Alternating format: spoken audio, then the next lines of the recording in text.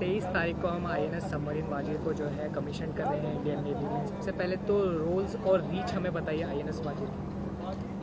INS Vagir जो है वो एक एसएसके क्लास ऑफ सब एसएसके जो बोलते हैं हम जो कन्वेंशनल सबमरीन्स हैं जो लिटोरल वाटर्स और ओपन सीज दोनों में कामयाब हो सकता है।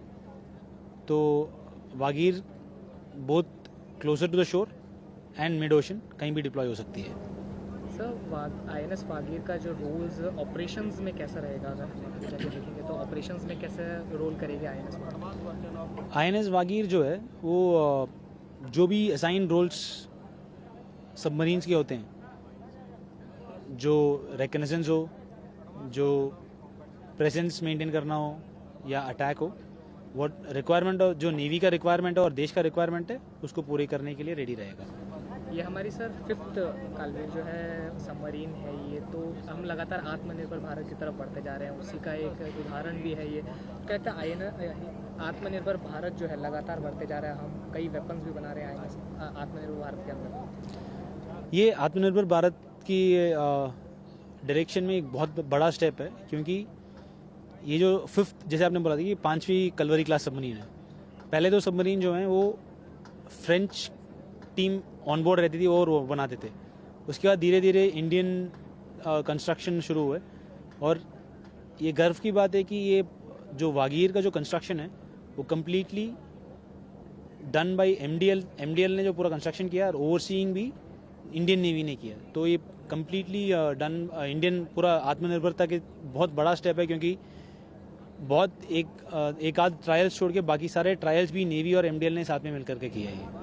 सर टेक्निकल बातें तो हो गई, मैं थोड़ा अलग जानना चाहूँगा कि अब जैसे सबमरीन्स अप्रोक्सीमेटली 50 दिन के लिए अंदर जाती हैं, तो अंदर का रोल कैसा होता है, इंडियन नेवी ऑफिसर्स का भी कैसा रहता है और क्या क्या तकलीफें भी आती हैं अंदर सबमरीन की? देखिए, सबमरीन आर्म जो है, सबमरीन एक वॉलंटियर सर्विस है, ये स्पेशल फोर्सेस है।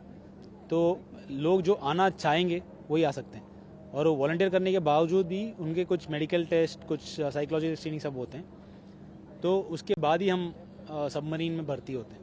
तो उसके बाद हमें ट्रेनिंग दिया जाता है, उसके बाद हम सबमरीनर बनते हैं। तो उसके बाद हमारे जो रोल्स और ये है थोड़ा हल्का सा डिफरेंट इसीलिए क्योंकि हम जनरली हम जब सेलिंग जाते हैं हम सूरज नहीं देख सकते हैं, तो वो थोड़ा कंडीशन टफ रहते हैं, बट उसके लिए हमें काफ़ी ट्रेनिंग दिया गया एंड हम रेडी है उस टफ कंडीशंस में काम करने के लिए और देश की सेवा करने के लिए। 23 तारीख को हम आईएनएस वाजिर को कमीशन कर रहे हैं इंडियन नेवी में। सबसे पहले रोल और इसकी रीच हमें बताइए। ये सबमरीन इंडियन नेवी की एडवांस टेक्नोलॉजी के साथ लैस है। स्टेल्थ सबमरीन है, प्लस एकदम साइलेंट सबमरीन है। इसके पास अच्छे एंटी सबमरीन वेपन्स हैं, जैसे torpedoes, missiles and advance version of mines हैं। और इसके पास जो कॉम्बैट सिस्टम है, जो माइंस, टॉर्पेडो और मिसाइल्स को फायर करने वाला advance version of combat system लगा हुआ है इसमें।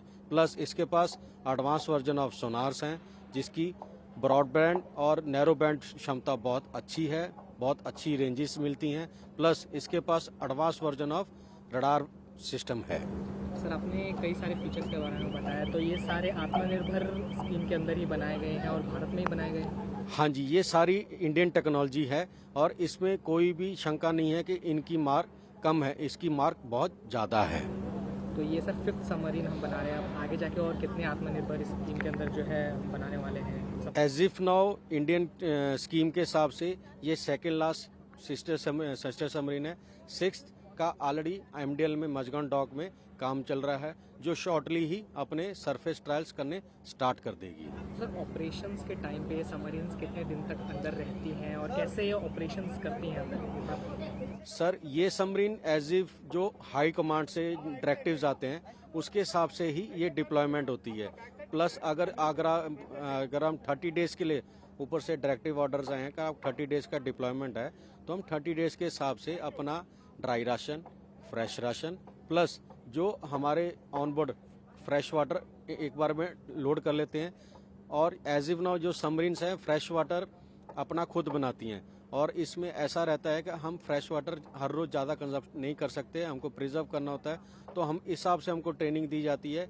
अगर हमको पूरे दिन में 1 मग भी पानी मिले तो हम सर्वाइव कर सकते हैं। तो सर्वाइवल की आपने बात की, हम देख रहे हैं तो दोनों फ्रंट जो है पाकिस्तान भी चाइना भी हमारी तरफ ओपन है, लगातार हम वॉर की तरफ बढ़ते जा रहे हैं। लग रहा है कि आत्मनिर्भर भारत स्कीम के थ्रू हम जो है और बेहतर अपने आप को बना पा रहे हैं। जी हाँ, जैसे आपने बोला कि चाइना और पाकिस्तान, ये तो चलो वार तो होनी नहीं चाहिए कभी भी, पर अगर होती है तो हम उसके लिए एकदम तैयार हैं और मुंह तोड़ जवाब देते हैं।